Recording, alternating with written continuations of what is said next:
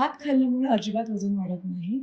भात आपण कशा पद्धतीने खातो त्याच्यामुळे वजन वाढू शकतं. जर आपण नॉर्मल भात खात असू आणि भाताबरोबर आपण भात हे एक क्लासिक कार्बोहायड्रेटचा प्रकार आहे. ज्याच्यामध्ये स्टार्च असतो. तो स्टार्च आपल्या आतड्यांच्या आरोग्यासाठी खूपच गरजेचा असतो. पण जर तुम्ही खूप प्रमाणामध्ये भात खात असाल, तर तुमचं वजन वाढू शकतं. कारण का तुमच्या शरीरामध्ये एक्स्ट्राचे उष्मांक जाणार.